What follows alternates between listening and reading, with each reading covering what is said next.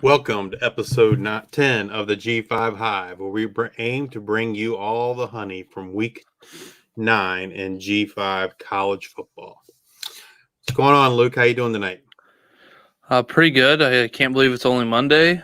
Feels like it's been a long week already. And the week just started, right? The week just started, so that's great. Got a puppy, so that's been great. Picked the puppy up yesterday, and I just kind of forgot about all the things that go along with having a puppy. So here we are. If I It's just so take much off work. at some if I just take off at some point, the dog is relieving itself on the floor, and I am taking it outside. So hopefully the dog just sleeps through this entire thing, and we're able to get through this without any incidences. Yeah, the potty training and the chewing on everything phases, Yes. man, I don't miss those. Oh my gosh. Yeah, Yeah, not fun, not fun. definitely the chewing on stuff. How are you doing? I'm doing all right, man. Just like you said, it's been a long week, and the week literally just started. So I'm getting ready to go out of town for the rest of this week. So just trying to get stuff squared away before I'm going all week. So busy. I don't know if you want to wait till the end of the podcast or talk about it now, but we should have a guest maybe next week on Yes, the podcast. yes. Okay. So Luke will be gone next week, and I believe Andrew Katz is going to join myself again next Monday night. So look forward to that. Awesome. Yeah, I will be going for work. I'll be going to Luling, Louisiana, over there by New Orleans, just outside of New Orleans by about 20, 30 minutes or so. And I don't fly back until, I leave Sunday night and I don't get back until Friday evening. And my work stuff ends Thursday during the day. So I'm hoping Thursday, my plane leaves Friday morning. So I'm hoping Thursday afternoon to head over to Baton Rouge and check out LSU Stadium. I know it's not Nice, G5, but I'm Well, gonna you go can check get it out. yeah, exactly. Yeah, I mean that's pretty cool. I've been to New Orleans many times. It's I love the food there. So if you get a Yeah, chance to can't go to wait. Deanie's Seafood, that's one of my favorite spots in New Orleans. If you like fried seafood, So I don't, being in Iowa, I don't eat a lot of seafood because, believe it or not, Iowa seafood not that great. yeah, I'm sure.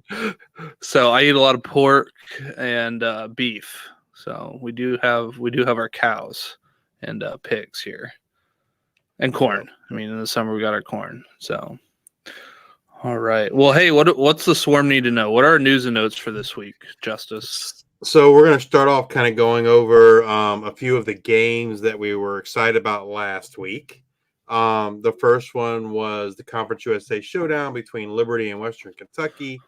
And Liberty just kind of, manhandled Western Kentucky, for lack of a better word. I mean, it was a fairly high-scoring game, but I never got the sense that Liberty was going to lose.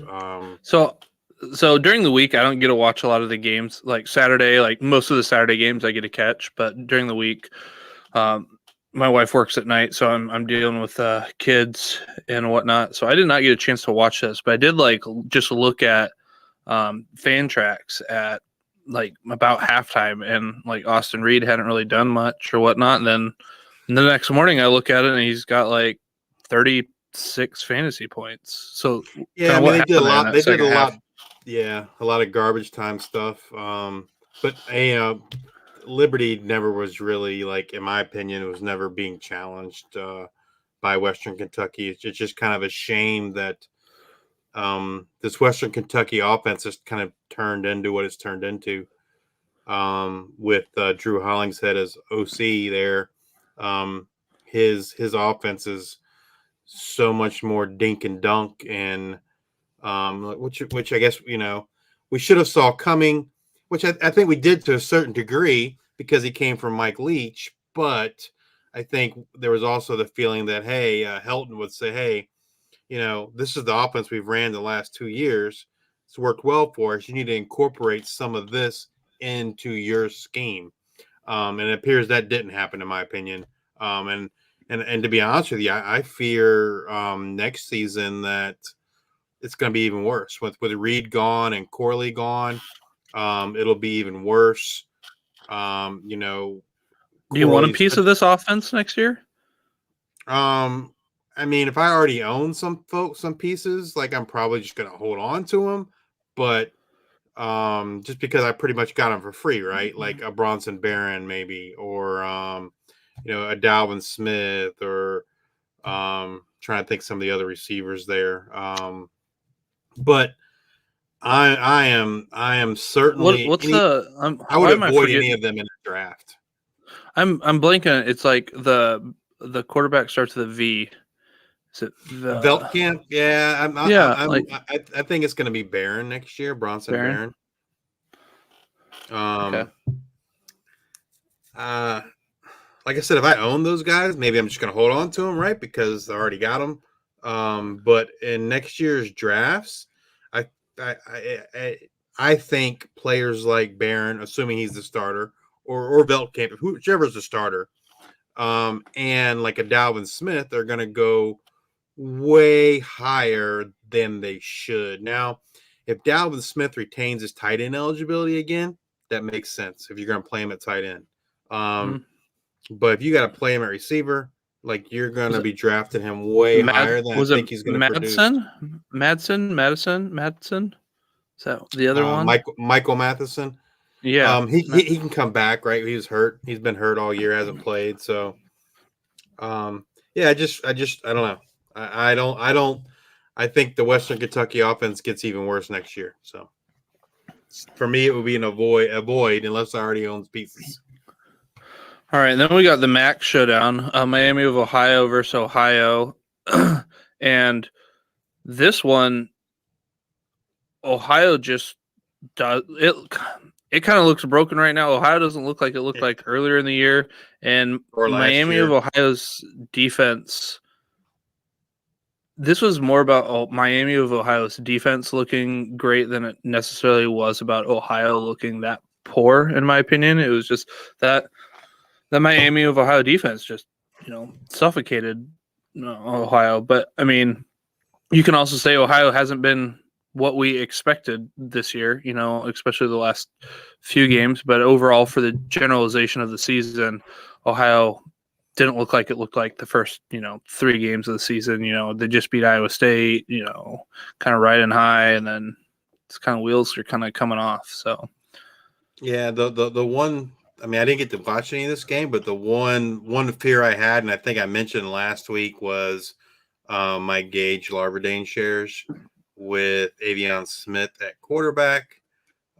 He is not the passer that Gabbard is, and that's not good news for Larverdane. And that kind of came to fruition last week, right? Like, and as you predicted, it was good news for Amos because he had a pretty decent yeah. game. So, Yeah, I did yeah, mention it was an Amos game when we did our waivers. So yeah. yeah, he ran the ball well. So, hopefully, they'll get to a point where they need late Larverdane and Avion. Will throw it to him. The Sun Belt showdown for the week happened last Thursday night. Georgia State versus Georgia Southern, and that game wasn't. It did not live up to the hype for me. At least what I had hyped it up for. Georgia Southern just kind of dominated. Georgia State And they never. look great. I mean, How about that? That was weird there in the what was it? Towards the end of the game, maybe it was the last couple of minutes where like they're playing almost like this weird zone back off where like Carroll was just like running it for like 20 yards at a time. Like I yeah, don't know, that was kind of weird there towards the end. yeah, and that's kind of like the Liberty game where I never. I mean, there was one instance where Georgia State, I thought they had some momentum and they came back, and I want to say they got within like a touchdown, but then like they stopped them and they turned the ball over, and Georgia Southern went ahead by 2 scores again. That was kind of it. Granger did not have a great game. Carroll did though. Carroll and Robert Lewis both had good games. So kudos to those guys. And I could be mistaken, but I believe Granger set another record for, I think, total yards for Georgia Southern. for So Georgia State. earlier, yeah, for Georgia State, he set the touchdown record a few weeks back, and now I think he set the all-purpose yards for passing rushing. So Nice. quite the career there. It's gonna be sad to see him leave at the end of the season. I'm pretty sure he's out of eligibility, so I believe maybe so. Yep. maybe we can see him somewhere, whether it's an XFL, USFL, Canadian League somewhere, or even possibly NFL. Mate, I mean, why aim so low? Why don't we see him on this podcast? How about that? That would be awesome, right? Yeah. Maybe we can get him after the season. Yeah, Darren, I know you're probably listening. You're welcome to come on here at any point that you want to. All right. Next, my personal game of the week. It would have everything you'd want in a college football game, especially for fantasy purposes, and that was Memphis at North Texas. We mentioned this last week because the high over under, and they didn't disappoint, man. That game went over the over, and it was just an exciting game, man. Like came down to the very end. I didn't get to watch this.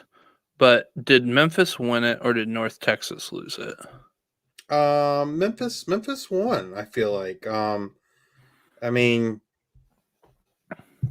it was a back and forth game. I don't really feel like a team gave it away. It kind of felt like whoever has the ball last is gonna win, and Blake Watson had like, was it 3 or 4 long touchdowns? Oh yeah, he did. He was 3 awesome, and then one that got called back. It was one of those games like whoever has the ball last is going to win, and North Texas did have the ball last, but there wasn't any time left by the time they got that ball to really do much with. But still, it was an exciting game, a lot of scoring. Like you said, Blake Watson went off. Roderick Burns went off for North Texas. Chandler Rogers had a good game. Jamori Macklin had a decent game. It was just from a fantasy perspective, it was an awesome game, exciting. Lots of scoring. And then the Mountain West showdown, we had UNLV at Fresno State, and honestly, like UNLV kind of owned majority of that first half. Oh yeah, and then there was a muffed punt, I think it was, and at that point, Fresno State kind of got control, kind of got the momentum. They recovered the muffed punt. It was like 2 plays later, touchdown, and then it was just kind of like a different Fresno State team. So, and then, it's a big game because this week they've got Boise State. We'll see if there's an Ashton Genty there or not. We'll kind of get into that with the injuries, but that'll be a big game here this next week. Yeah, I mean Fresno State kind of blasted them in that third quarter and kind of took it from there, right? I mean, I think they scored like 24 points or something in the third quarter to kind of take control of the game. Yeah, it was definitely a tale of two halves for sure. I didn't really see much of the UNLV game, but I did watch the first half of the Hawaii versus San Jose State game. I tried to stay awake for the entire game, but the game didn't kick off till midnight Eastern. I was able to at least stay awake through the first half. And San Jose State just dominated Hawaii. Their defense just smothered Hawaii. Hawaii did not look good. Hawaii never really has much of a running game, and they just weren't able to. The San Jose State defense was harassing Shager all night. So just not a good game from Hawaii. Hopefully they can bounce back this week against Nevada. But Cordero went back home and got it done against his old team. So kudos to him. And then we had our. Go ahead. And they ran the ball like crazy with Robinson and Conley. Both had good games. So that in addition to the defense playing well, they played keep away as well to kind of keep that Hawaii offense off the field, and it worked all night. So I don't know the rest of San Jose's State's schedule, but if I've got any guys in there for fantasy, like I don't think I really want to play them against San Jose State just because they run the ball pretty effectively. That defensive line has been really good this year, especially the last couple games, and it's just I don't think you're going to get enough possessions as a offense to really be that big of an impact in your fantasy rosters. So personally, I don't want to play anybody against San Jose State, except for probably Ashton Genty, assuming he's healthy at some point.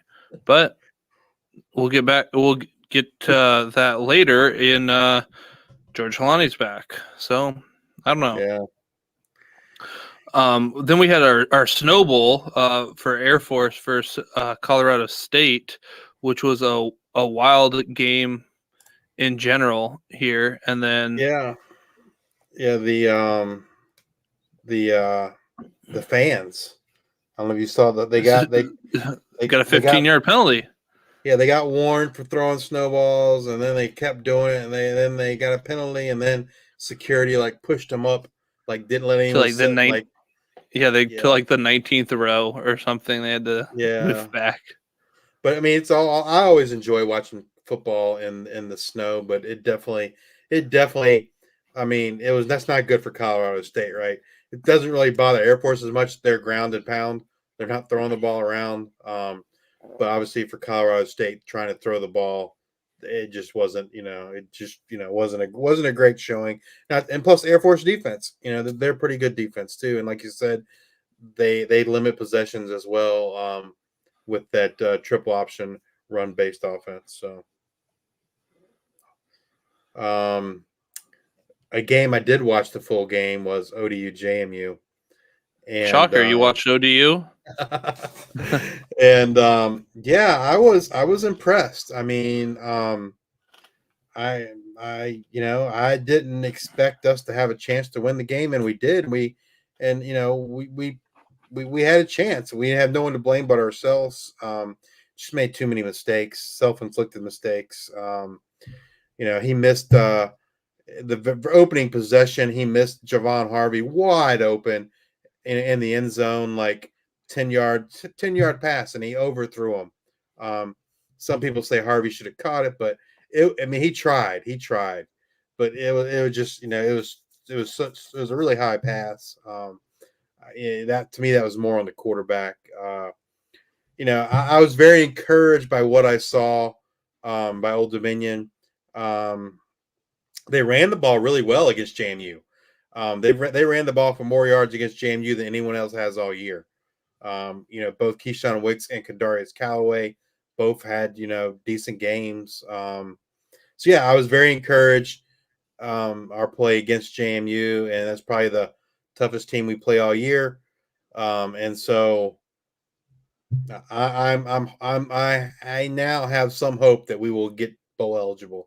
I think it starts this week. We got to beat Coastal Carolina at home. That'll get us to win number 5, and then then we got to find a win between Liberty, Georgia State, and Georgia Southern. I think maybe if we can beat Coastal Carolina, I think we can win one of those next 3 to get to a bowl. So looking forward to it. And then I'm pretty sure last week I called a win for a particular team that was winless, and it didn't happen. Sam Houston State blew a lead. They're up 24-10 against UTEP in the third quarter, and they just look lost.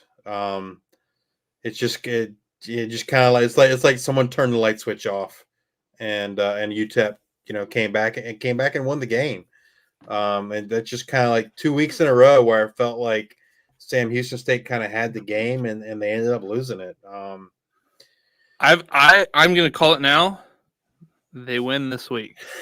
Well, I can't remember who they play, but it's FCS. So it is, but it's Kennesaw State, and Kennesaw State's moving up to FBS next year. They join Conference USA next year. And I could be wrong, but I think Kennesaw State might run a triple option.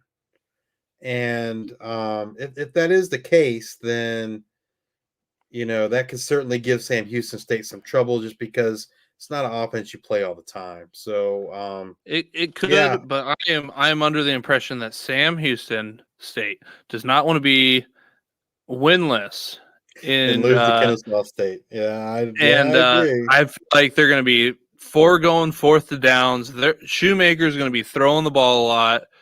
I mean, I feel like they're going to try to do everything that they can. I'm not. I don't want to guarantee a win, and I don't want to jinx them again. So but I'm hopefully, hopefully, guaranteeing it. You got hopefully, the hopefully they can get it this week against Kennesaw State. The Jacksonville State game. They played Zion Webb. That's two back-to-back good games for Zion Webb. They, sadly, they can't play for a conference championship, but they are right there, I think, in second place, behind Liberty for Conference USA. They're also not bowl eligible, but it's good to see them playing well. I do think the back-to-back good games for Zion Webb probably ends, because they played the other Gamecocks from South Carolina this week, so it's not a good one. probably not going to be a good game for the Jacksonville State offense and Zion Webb. And then I did not get a chance to watch this game, but you tuned into a little bit of the Charlotte versus Florida Atlantic. Enlighten some of our listeners here on how this game went. So that's the first time I've watched Charlotte this year. So like, as soon as I turn the TV on, I see this large man in a cutoff T-shirt. Yeah, cut the sleeves off. Yeah, He's no cut dress code at Charlotte. He's cut a V into the T-shirt. He's cut a V-neck into the T-shirt, and I'm like, oh my goodness! And that's the head coach. And like, I'm all for being comfortable, but like, that was just, I don't know, like, that it looked like a guy that just got done drinking a 12-pack and playing softball all day or something. An overage, an older gentleman, overweight. It just, I don't know. Well, it was a bad look in my opinion, but apparently that's what he does. That's what he's always done. And I don't know. I thought Charlotte played the way he looked, sloppy. They weren't a very disciplined team, and they didn't look good. Both quarterbacks got hurt, Jalen Jones and Trexor Ivy. I mean, I think Do you think Charlotte, this team? How did the offensive line look? That's what I want to know, because this team is not good. So we'll see. We'll see how what guys they can get in this offseason. But I mean, from doing the research on a new head coach, coming in over from Michigan, being a run game coordinator, definitely expecting that run game to get going. And it's always hard when you come into a program that you haven't been able to recruit your guys, depending on what kind of system you want to run. Do you have the offensive linemen? Like, if you want to be a smash mouth type offense and you've got like these little guards that are good for pulling, and like sometimes, it'll take a while. So I am kind of curious on what kind of like offensive linemen that they are able to bring in this offseason. I mean, their defense looked decent, but they have a ton of transfers on that defensive line, and guys that I'm pretty sure are out of eligibility after this season. So it's going to be interesting to kind of see what they look like, next year. I had high hopes for Darrell Robinson, so and I own him in quite a few spots. So I am hopeful that they can get some linemen and get that running game going, because that's clearly what they want to do. But typically they're playing from behind, so that's just not a good recipe, right? Can't keep running the ball if you're playing from behind all the time. Not good not good game scripts for running the ball. All right. SMU just obliterated Tulsa. I think it was like 28 points in the first quarter. I watched this game, and I'm trying to think when I stopped watching it. But Yeah, it was not good for Tulsa, and No, SMU and they pretty much had got like 50 everybody something into at it. halftime. Yeah, they got everybody. It was like that Oprah Winfrey, like, you get a touchdown and you get a touchdown and you get a touchdown. It was just, showering touchdowns out there. But yeah, the Pony Express came to play, and Preston Stone looks good. I am really curious on what that team looks like next year in the ACC. Sad for losing, the SMU Mustangs, but we'll see what they do there. Yeah, Tulsa did not look great. Yeah, I mean, I don't know. Like, they have two quarterbacks, they don't have any. Like, I had high hopes for Cardell Williams, and he hasn't looked good, and Braxton hasn't either. But hopefully they can get things figured out towards the end of the season and build on that for next year.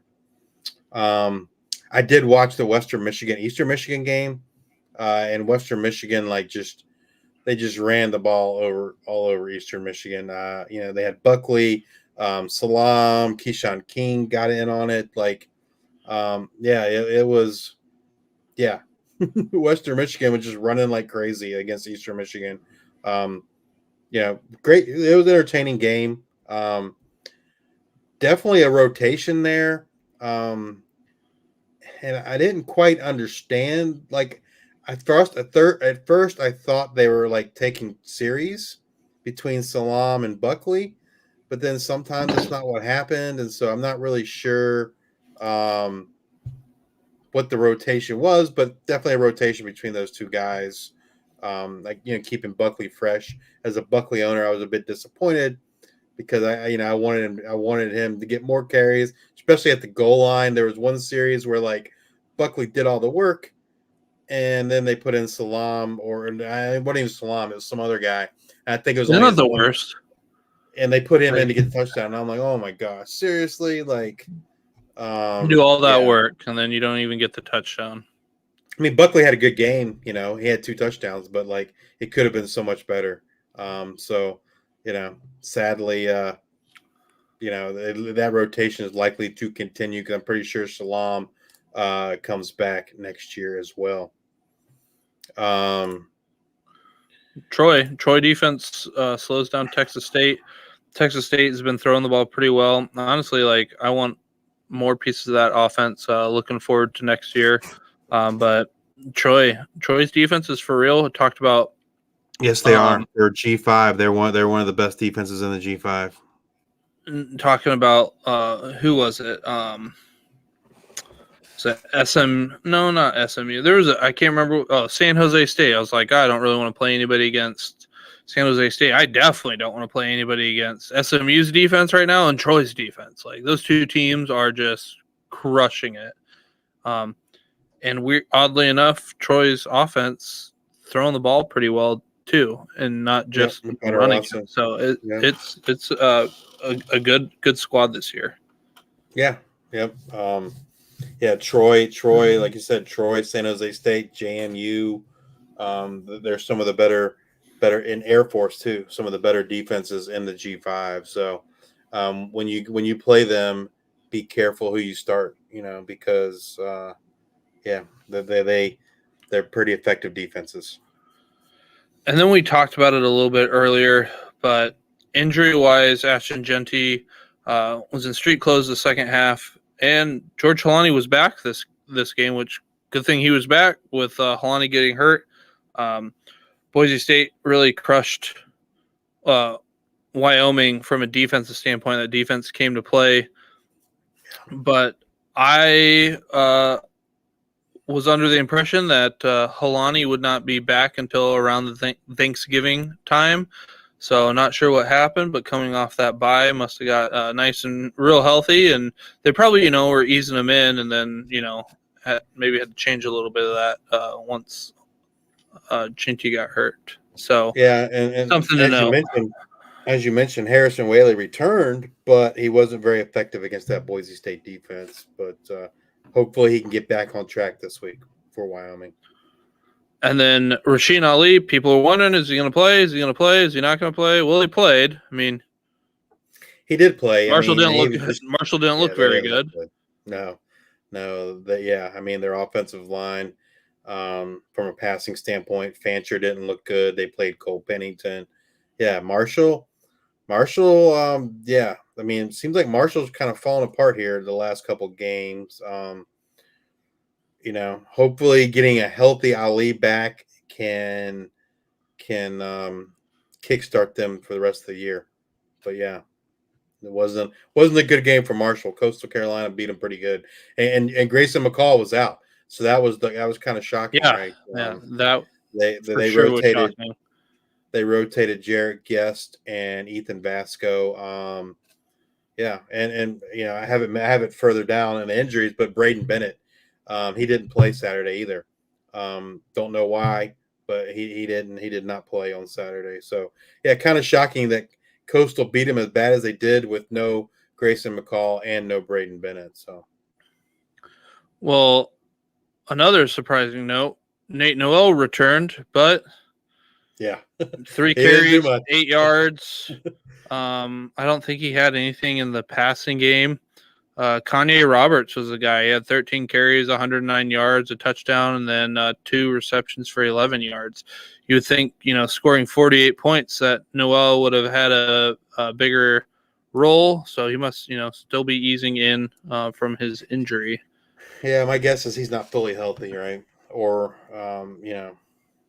then they relied on Roberts. So I mean, this game wasn't on one that we wanted to talk about with Southern Miss and App State, but we've got like the Frank Gore Jr. end of season coming to fruition of like the Infinity Stones Thanos type thing. It's like it gets to the end of the year and like Frank Gore just like puts together these like 3 games that just buoy his whole season. Had 24 carries for 247 yards and 2 touchdowns and 1 catch for 13 yards. yeah, I mean, it's Frank Gore doing Frank Gore things. Like it seems like it happens every year where Frank Gore, like you look at the season stats, you're like, oh, he's pretty good. But then you go look at the individual games, and it's like all those yards come in like 3 or 4 games, right? And in the other games, he just kind of yeah. So the shocking thing was Southern Miss, like they stopped feeding him the ball, and that's when Southern Miss I thought was going to win the game, and then they stopped feeding Frank Gore, and then it allowed App State to come back and win the game. So yeah, it's a little puzzling there why they stopped doing why the reason why they are winning and feeding Gore. But anyway, So injury wise, we talked about JT, Brady Bennett, Rock Taylor from Memphis left on a scooter with a leg injury. Don't know how serious that is, but my guess is if you're on the scooter and you don't finish the game, it's not a good sign.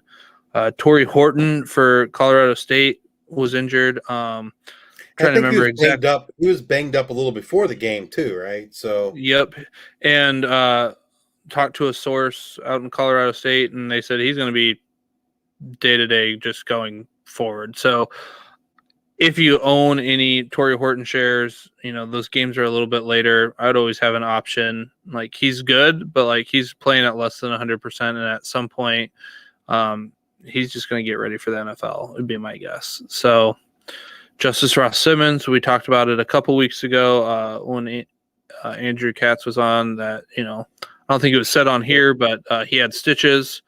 We might have talked about it, or a hand injury. yeah. So he had those removed, and he took off this week. Had a pretty good game. Carter Bradley, a quarterback for South Alabama, had a knee injury towards the end of the game, but he did practice today. So That's good. something to monitor.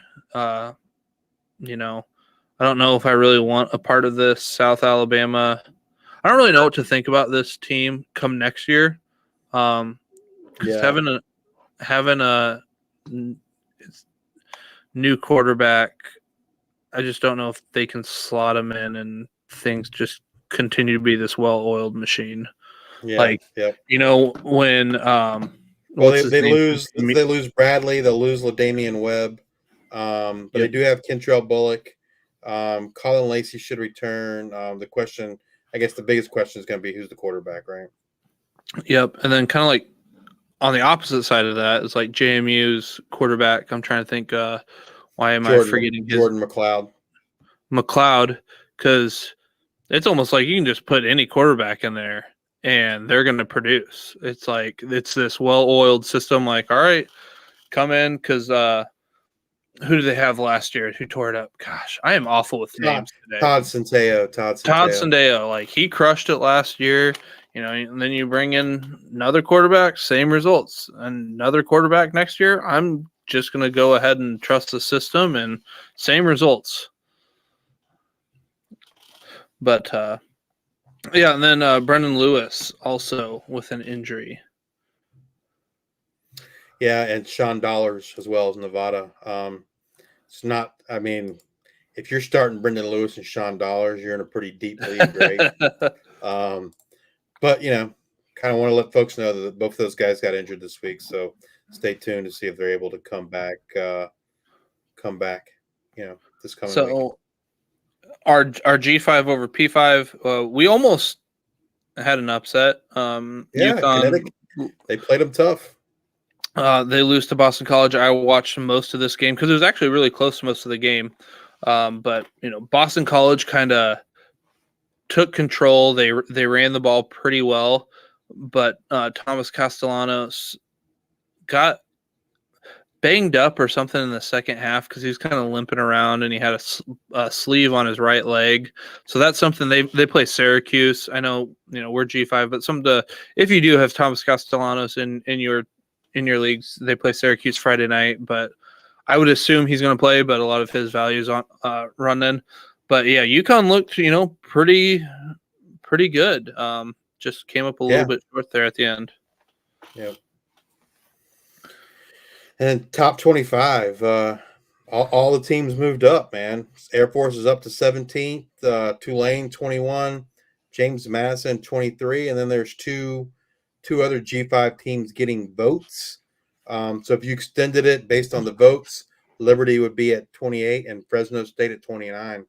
Liberty's undefeated, but they got like the world's weakest schedule. So I'm not shocked that they're not ranked, but I tell you, like, nothing screams to me more like Power 5 bias than to see USC still ranked, because they're not one of the 25 best teams in the country. That's just not.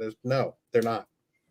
Like, from an offensive standpoint, I'll give it to you, but like from a total team standpoint, absolutely not. I mean, yeah, they should have lost again to Cal this week. So, yeah, I don't understand how USC is still ranked in the top 25. Beyond me. Because it's USC. USC. That's why. But luckily, the NCAA is looking out for all the teams and not allowing James Madison, number 23 in the nation, to play in a bowl game because they are protecting James Madison. Yeah, I mean, like, I realize we're mostly talking about football, but did you see that news about the NIT this week?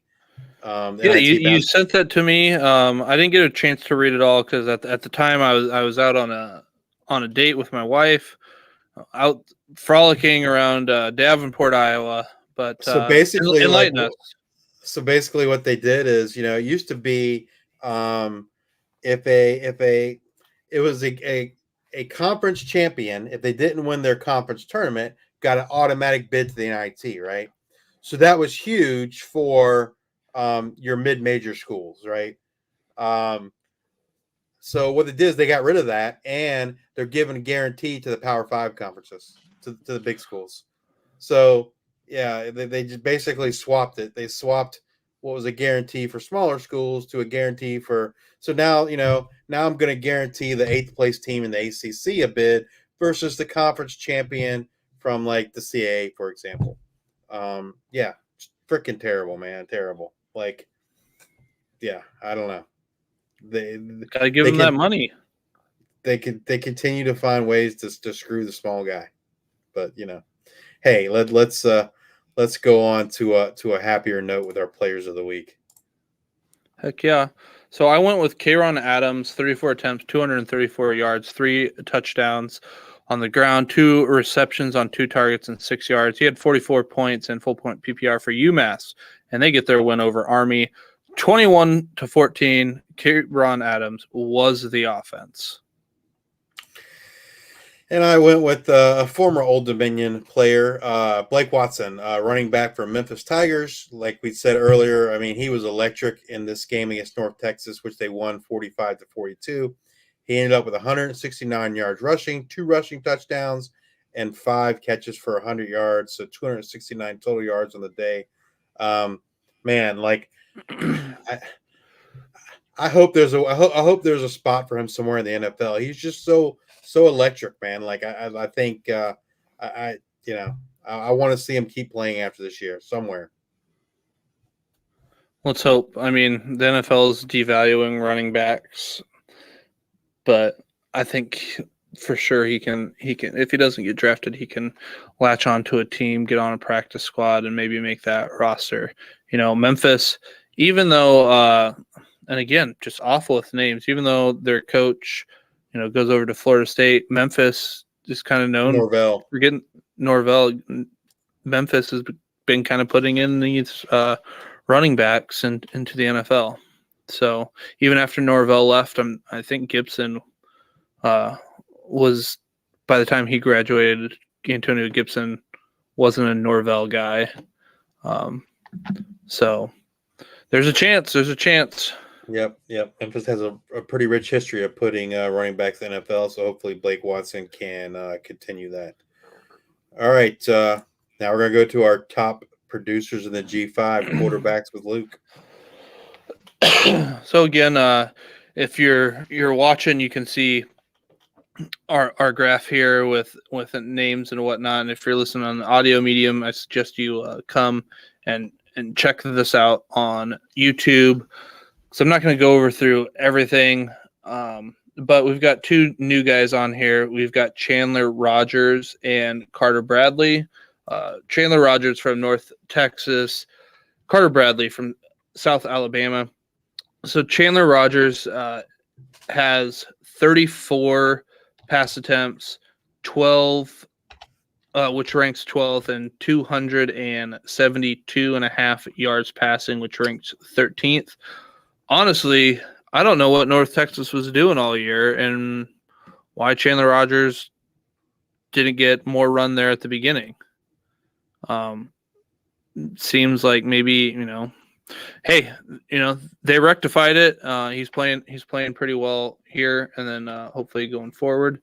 Then Carter Bradley, again, make sure if you have him or you're thinking about picking him up, he does have a knee injury at the end of the game. Did practice today, but he is ranked 20th in pass attempts with 32 and 15th in passing yards with 269.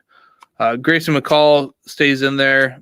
He might just end up staying in there depending if he comes back or not for the rest of the season.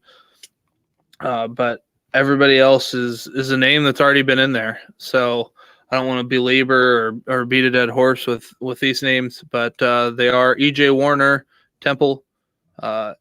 He hasn't been playing the last couple games due to a concussion. Hopefully he gets back this week because that team looks broken without him, and it looks just totally different.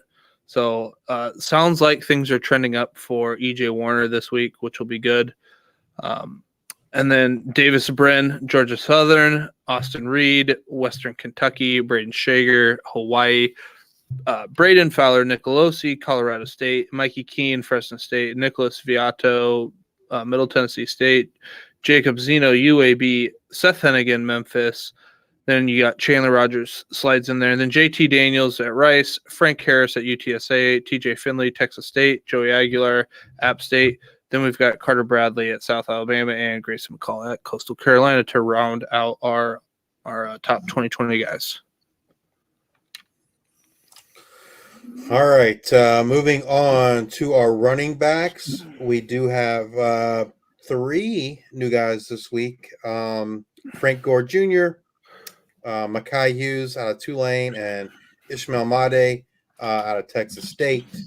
Um, Frank Gore Jr. with that monster game really boosted him up. Makai Hughes, we've talked about him the last several weeks in our waiver section. He's no longer on the waiver section because he's above 30% now, but he's kind of, the last, I don't know, I say 3, maybe 4 weeks, he's come on very strong for Tulane. He's clearly their lead back, workhorse back. And Ishmael Made, like, his issue is touches, right? That's why he hasn't been on this list, because from a yard standpoint, he's fifth, and he's been high in yards.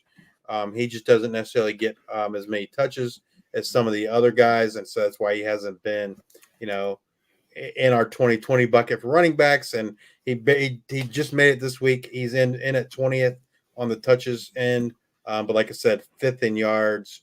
Kieran Lynch Adams moved up. Blake Watson moved up. Nate Noel fell down. The top of the list, no shocker, Marcus Carroll, Ashton Jeanty, Kamani Vidal, and Rasheen Ali. Then followed that up with Karan Lynch Adams from UMass, Nate Noel, Blake Watson, Jalen Buckley, Western Michigan, Frank Gore Jr., Larry McCammon III from Florida Atlantic, Makai Hughes, Harrison Whaley, Quentin Cooley from Liberty, LaDamian Webb, South Alabama, and Ishmael Made out of Texas State, kind of rounded. Don't fall for the Frank Gore. Don't fall for the Frank Gore stuff. So, I mean, he's owned in a lot of leagues, so you're not probably picking him up. So you don't have to worry about that. Yeah. Yep. So now we'll move on to the wide receivers. Back with Luke. All right. So we've got two new guys this week in Joshua Cephas, UTSA. UTSA been a big disappointment this year in general, especially with the wide receivers. You would think, you kind of anticipate having 3 wide receivers that are going to be fantasy friendly for you, and not the case this year. And then Robert Lewis for Georgia State is able to crack our lineup. So Joshua Cephas, he's averaging 9.38 targets per game, which ranks 8th for 9.38 targets per game, which ranks 7th for 83.13 yards per game, which ranks 12th. And then Robert Lewis for Georgia State is averaging 8.25 targets per game, which ranks 20th, and 82.25 yards per game, which ranks 16th. Our list is, we got LeJontay Wester, Florida Atlantic, Torrey Horton, Colorado State, Malachi Corley, Western Kentucky, Caleb Hood, Georgia Southern, Terrell Vaughn, Utah State. Boy, do I need my Utah State guys for this last week here in fantasy and for the playoffs. Need Utah State to figure out what it's doing and feed Terrell Vaughn the ball going forward here. Colin Lacey, South Alabama, Joshua Cephas then slots in there at UTSA. Ricky White, UNLV, had another pretty good game this last week. Eric McAllister at Boise State also had a great game. Joey Hobart, Texas State. Luke McCaffrey for Rice. Robert Lewis then slots in behind him at Georgia State. And Sam Pinckney at Coastal Carolina, who, like you said, Coastal Carolina just had a pretty good game in general with backup quarterback, and not something we saw. Anything you want to touch on here, Justice? I mean, it's a lot of the same names, just different order. It was great to see Eric McAllister have a great week, right? Bounce back week for him. Yep. Yeah, that's really, I guess, Robert Lewis was the guy for Darren Granger. LeJontay Wester was the man again, right? He was on fire. He was a man on fire. If Blake Watson hadn't gotten 100 and 100, Wester would have been my pick for Player of the Week. But I just felt like 100 yards, over 100 yards rushing, 100 yards receiving. I felt like I had to give it to Blake Watson. But Wester was certainly a deserving candidate and has been one throughout the year. All right, take it away for our tight ends and some more waivers there, Justice. All right. So there aren't any new tight ends this week. Dallin Holker's the man, right? I mean, it doesn't matter if you're G5, P5, whatever. Dallin Holker is the man kind of left standing at tight end. I will say it was very encouraging to see Dalvin Smith have a good game for Western Kentucky, and in a lot of leagues he's tight end eligible. So that was very encouraging if you're able to play him at tight end. Um, Other than that, RJ Maryland had a decent game. He only had 2 catches, but it was like 2 catches for 91 yards and a touchdown. So you can't really complain too much about that. And they were targeting him down the field. Again, I watched that game. What really saved him was it was a 4th and I don't know, like 2 or something, and Stone launched it like 40 some yards down the field, and Maryland caught it and got pushed out of bounds at like the 4 or so. So it could have had it bigger with a touchdown, but also like had you not had that one big play, RJ Maryland's day would have looked a lot different, especially on a 4th down play. Yeah. Other than that, it was a pretty quiet week for tight ends. The one thing I do want to mention is Sam Olson's back for San Jose State, and they were targeting him quite a bit in that game. So, if you have Dominic Mazziotti, that's the reason why he might have not been up to snuff, was because Sam Olson is back from injury, and he was playing quite a bit in that game against Hawaii. If I had to pick one tight end off of here from a waiver ad, like I would have said Justin Jolly, but he didn't do anything this past week against Boston College. Maybe I'm going to go with Bowden Groen out of Rice. Nothing spectacular, but he's kind of been fairly consistent as far as tight ends go. So yeah, that's kind of it for, I think, for tight ends. There isn't anyone when I'm screaming to go pick up on waivers for a tight end this week. I don't know about you, Luke, but just in general, I felt like in most of my leagues, waivers were pretty bare this week.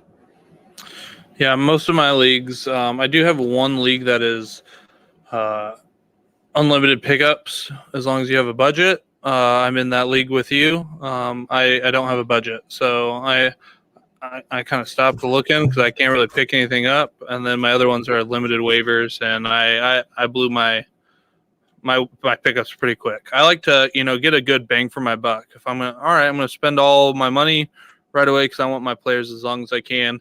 Sometimes I miss on the players that I should be targeting because they had I think I already have an idea of what I think that offense is going to do, and then I kind of wait on a couple guys to confirm my priors, and then go pick them up, and then hey, maybe that's something changes throughout the year. So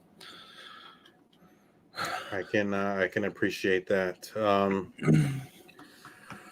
All right, so let's move over to our quarterback waivers with Luke.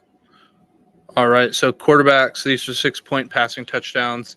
EJ Warner, part of our 2020 bucket. Temple, rostered in 29% of leagues. Nicholas Vattiato, also on our 2020. Middle Tennessee State, 12% rostered. Braden Fowler Nicolosi, 2020. Colorado State, 27%. Joey Aguilar and JT Daniels, both a part of our 2020, and Chandler Rogers, newly acquired 2020 guy out of North Texas. Joey Aguilar at App State. He's 17% owned. JT Daniels at a Rice is 24% owned, and Chandler Rogers, like I said, is 29% owned. Jordan McLeod, James Madison, 28% owned. Zion Chris, Louisiana Lafayette, 21% owned. Andrew Paisley, Wyoming, 7% owned. And then I kind of want to talk about these two here. Keegan Shoemaker, Sam Houston, 2% owned, and Carter Bradley, South Alabama, 20% owned. Now that Bradley is practicing, I kind of want to talk about him a little bit more. But I'll quickly go down with points per game. If you guys aren't paying attention, or if you're not paying attention, but if you're listening on a podcast, I definitely recommend go looking at the graphics here because we also have like passing touchdowns. While we do have the attempts and the yards, it is nice to see, the passing touchdowns while they're not sticky. They also help you out with the points. So EJ Warner, 22.46 points. Vattiato, 23.18. Nicolosi, 21.56. Aguilar, 27.6. JT Daniels, 24.41. Jordan McLeod, 27.55. Chandler Rogers, 28.16. Zion Chris, 23.95. Andrew Peasley, 22.69. Keegan Shoemaker, 17.58.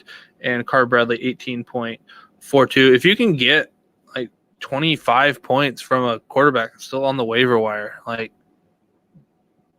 especially at this point, and if you need somebody, that's great. And Shoemaker, the last 5 games, he's got no games under 38 attempts and no less than 200 yards passing and 2 touchdowns in those 5-game spans. So in his last 5, he's averaging 24.22. Over the season, it's 17.58, but he's 24.22 points. Lately, I would not recommend playing Sam Houston. Anybody? I guaranteed to win, didn't I? I thought they played. Okay, yeah, KSU. Sorry, I was thinking Kansas State. I was like, wait, no, they play Kennesaw State. Yeah, Kennesaw State. Okay, I saw KSU. I was like, whoa. That I wouldn't recommend playing anybody against Kansas State right now. They're playing lights out defense. Yeah, Kennesaw State. So this is you've got the Luke Probasco stamp of approval. Sam Houston State, they're winning. Then you got Louisiana Tech, Western Kentucky, and Middle Tennessee State coming up. Carter Bradley is the other guy. So here are his last 5 games. 254 yards passing, 299, 303, 319, 381. 2 touchdowns, 3 touchdowns, 0 touchdown, 2 touchdowns. During those 5 games, he only has 4 interceptions. So here's his fantasy points: 22.86, 19.36, 30.12, 14.66, 16.14. He's not giving you anything on the ground. He's not a rusher. I would avoid him this week. They play Troy. So their next 4, he has Troy, Arkansas State, Marshall, and Texas State. Texas State, I would assume, throwing the ball around pretty well. Arkansas State and Marshall just got torched. So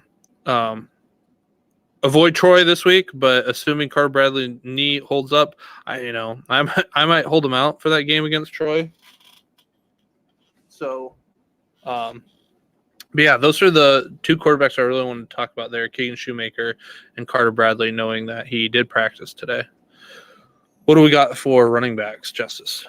So the running back landscapes is pretty bleak. Dean Connors, he did have a bad game again this week. So now it's 2 out of the last 6. He's had some stinkers. Unfortunately, one of those was the week you and I were on CFF lists. Gosh, it'll haunt me forever. Malik Sherrod, still only 26% owned. That's a travesty. He's clearly the man for Fresno State moving forward. And then 2 guys I added to the list that we haven't talked about previously, and that's Keyshawn Wicks and Kadarius Callaway, both from Old Dominion. Wicks is only 2% owned. Callaway is 13% owned. Wicks is averaging just under 13 points a game, and Callaway is averaging just over 15 points a game. Both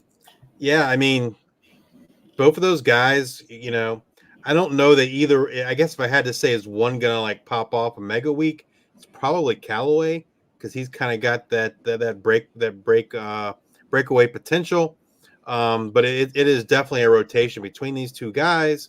Callaway is definitely the more electric running back, and Wicks definitely is the one running back they tend to use inside the red zone, which is kind of surprising because Callaway is actually a little heavier than Wicks, but I think it's just their running styles are very different.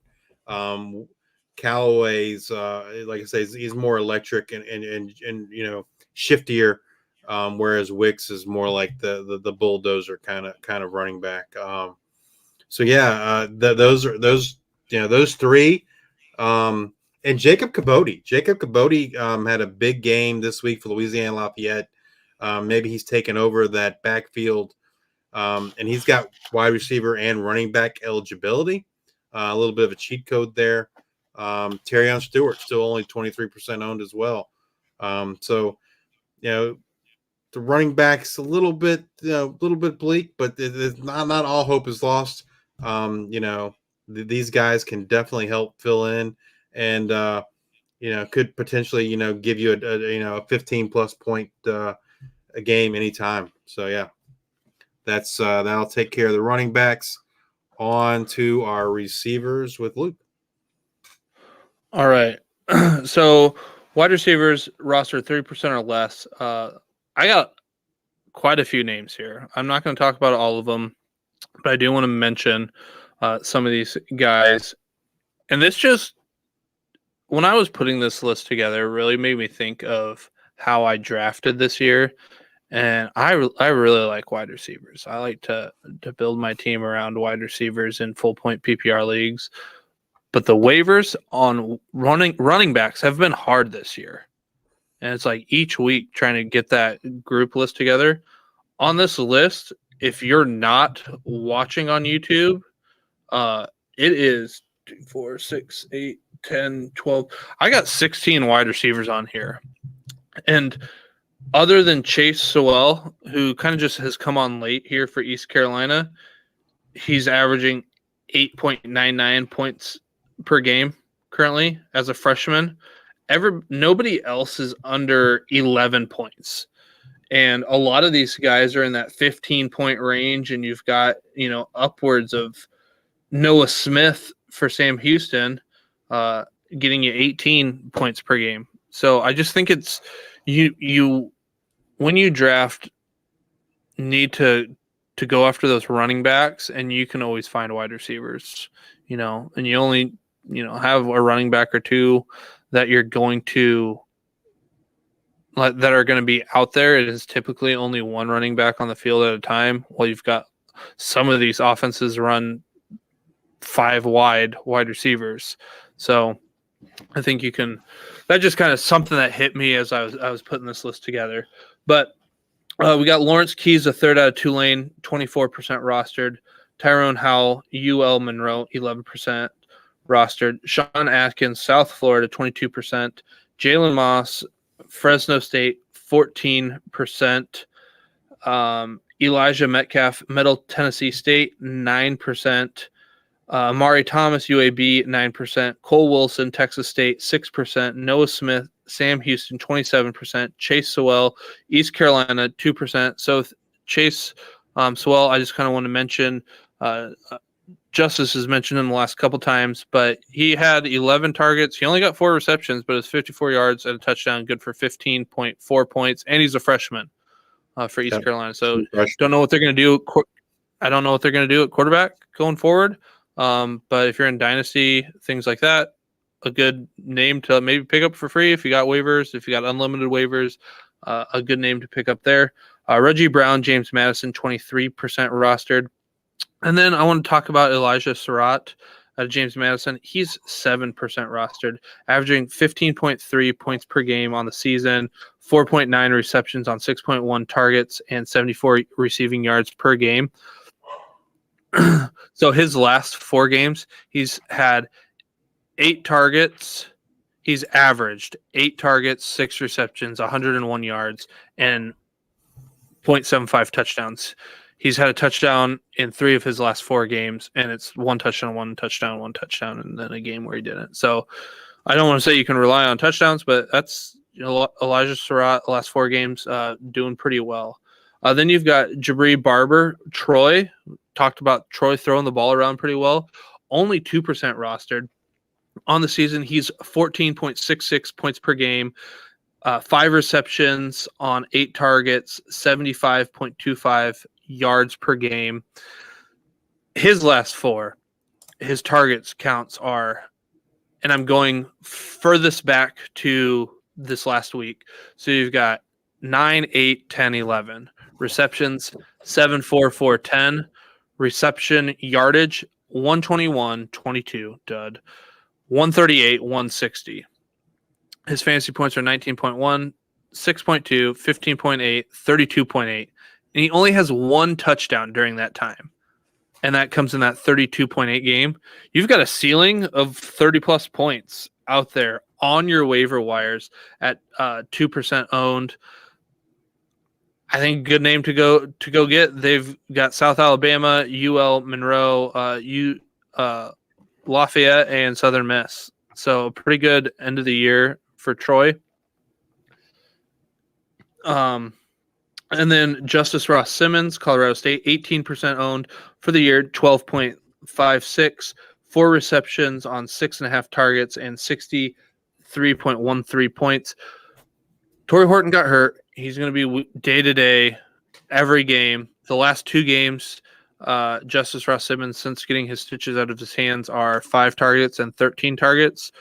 He had 4 receptions and 8 receptions. So 4 on 5 targets, 8 on 13, 76 yards and 128 yards, and then a touchdown in each. That's 17.6 and 26.8 points the last 2 weeks. So heating up, as they say in NBA Jam rules.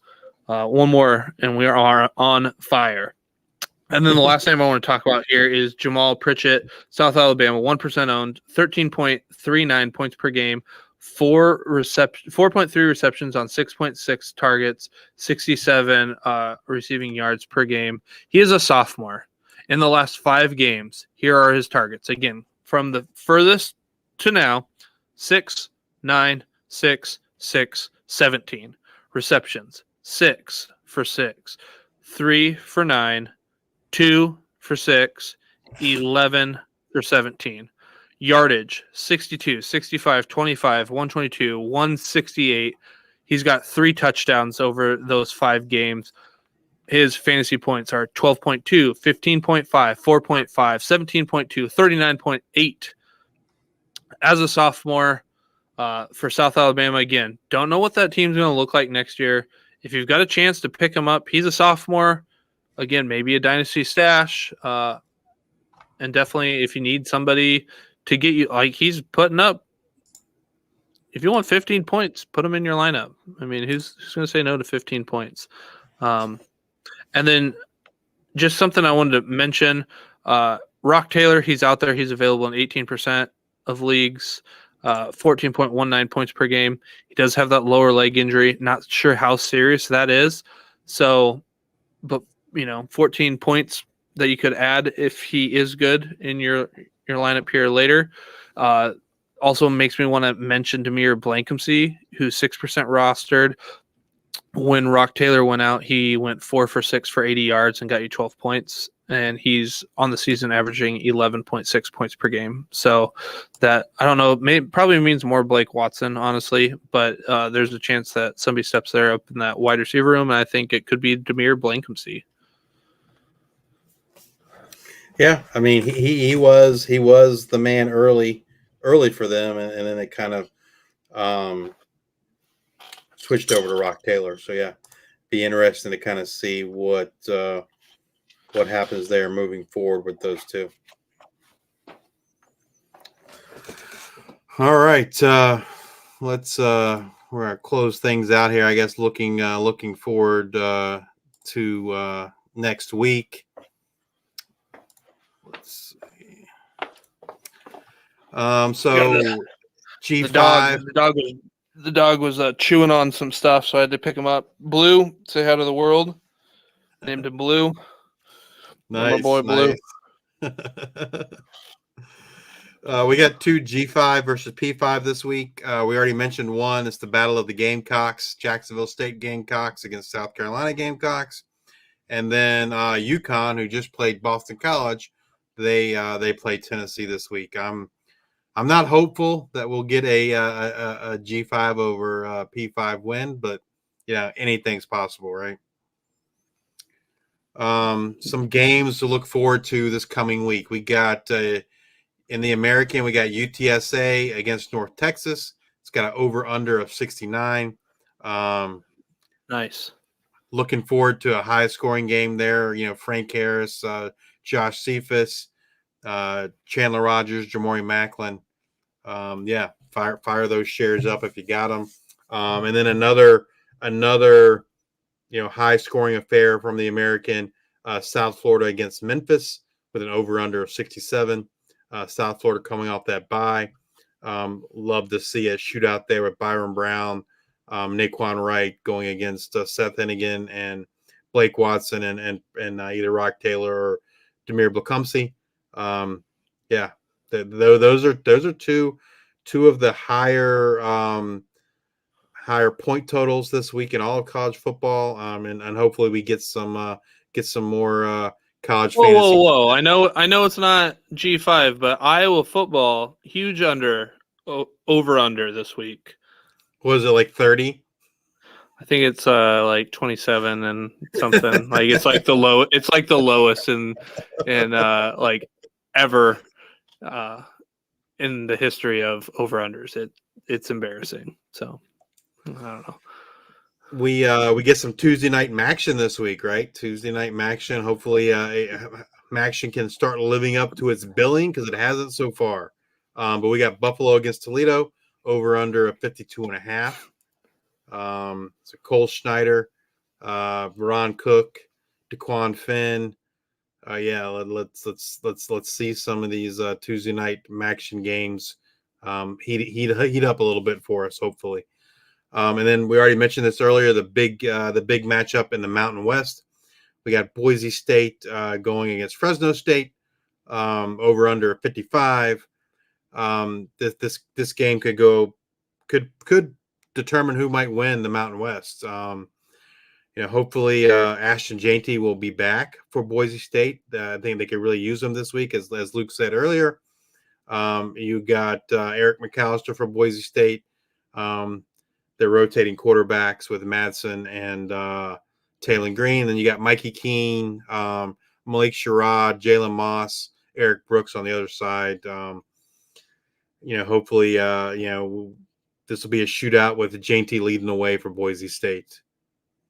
And then in the Sun Belt, we got two big games in the Sun Belt. This first one is JMU against Georgia State with an over/under of 54.5. I'm interested to see how Marcus Carroll and Darren Granger look against this JMU defensive front. I've got a lot of Marcus Carroll shares, and with injuries to Jainty and Darius Taylor, I'm going to have to roll Carroll out there against JMU. I don't necessarily like it because that JMU defensive front's pretty legit, but hopefully Georgia State learns some things against the Old Dominion. When they played Old Dominion, it was like we lost Luke. Internet issues here in Muscatine, Iowa. It was actually snowing here yesterday, so it must be finicky weather.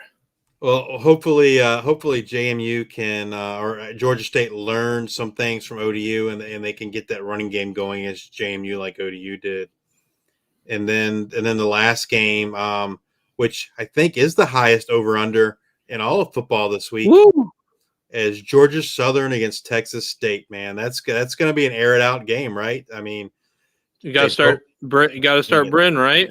Yeah, you got to start Bryn and Burgess and Hood, and then you got T.J. Finley and Cole Wilson, Ismail Mahdi, Joey Hobart on the other side, 71.5.